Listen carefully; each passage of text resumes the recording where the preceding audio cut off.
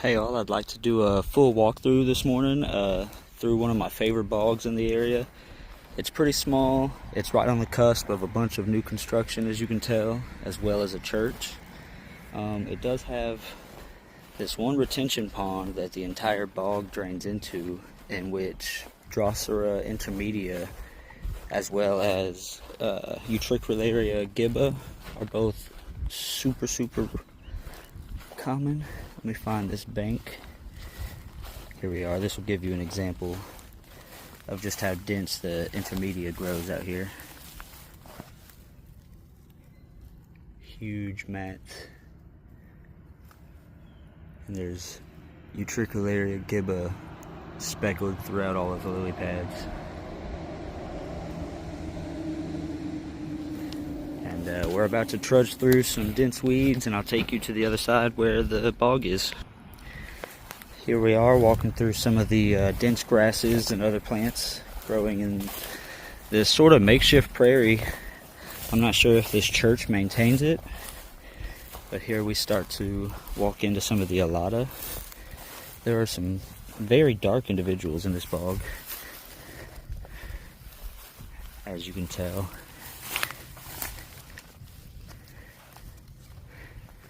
As well as some that look almost like Leucophylla hybrids. I'll show you here soon, but we're at least, I would say, 60 miles from the nearest Leucophylla. There's an interesting one. Some more dark individuals. There's also a ton of Drosera tracei out here. We'll start getting into those briefly. There's also a very disproportionately high amount of hybrid Sarracenia gordonii, which is alata by Sarracenia. Here we have a little Sarracenia.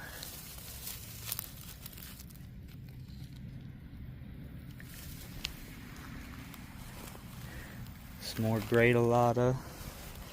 And I'll pick up next time I find something interesting. Okay, so just a few feet further from the last spot I was recording, here we have Utricularia juncea, or junkia, commonly called the rush bladderwort, along with some mid-July flowers on this alata, which is pretty odd. Usually these guys are finished up before June even starts. And then over here you start to see the tracei sundew, and they just glow in the sun. They're gorgeous. Here we are right in the mix of the densest population of alata here, and you can really see just the different colorations popping. Most of this population is dark red when mature, so a lot of these lime greens you see are new pictures that haven't quite colored up yet. But here's a particularly dark one I'll come show. I mean, just gorgeous. Alata really gets looked over in the horticulture community, but some of these are just stunning plants. And I'll pick back up to highlight a few more, show you some hybrids. These are very low documented hybrids. I have probably the majority of photos of them on the internet. I believe there was only a few photos a few years ago before I started finding them, because not many people come looking, but I'm excited to show you a few examples. I wanted to take a break and acknowledge another carnivorous plant you can find out here in the bogs, and that is some more of that Drosera intermedia. This is a pretty large individual getting ready to continue flowering there. And some more of that Junkia, which is truly a beautiful bladderwort. It's just super dense right here. And so many other plants I don't even know the idea of, but are just as important in this ecosystem. So the further I get into this, the more I'm trying to learn to ID some of those and the important role they play. Here we have a really heavily veined individual. This is super nice. Still has a yellow top, but is super red. Just so much variation in alata that's not fully appreciated by everybody. But I truly love these. I was just recently shown my first warei sites, and that's quickly become another favorite of mine. Those warei are gorgeous and so much smaller than I previously thought. truly tiny plants compared to some of these giant alata I find. Here we have a pretty dense patch of Sarracenia, as well as a really small hybrid. Here's that Sarracenia X Gordonii. Some Sarracenia. I'm sure if I look, there will be more hybrids right here in the area. Here's another fully formed flower in mid-July for whatever reason.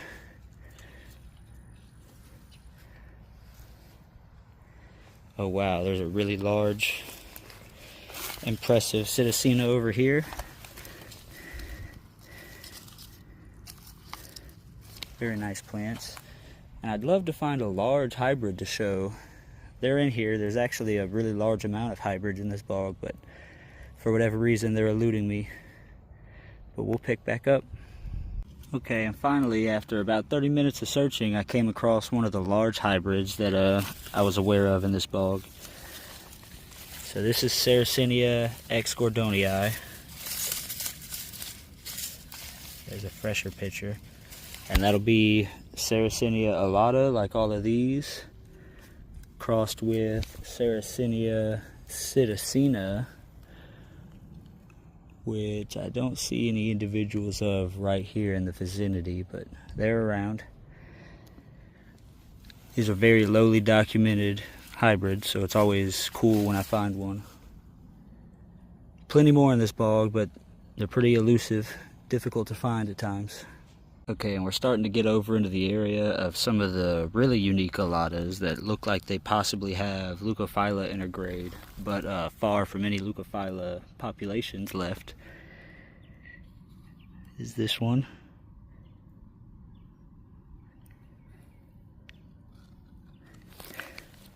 And then a brief walk over this direction, we have some with some really heavy whites in the lid. If you'll notice, they're still pretty normal on the sides, except for this one individual over here, which, is it this one? No. So right over here, this one has tons of white along the side of the picture, just like a Leucophylla would, which is pretty interesting. Like I said, far from any actual Leucophylla populations left in the wild.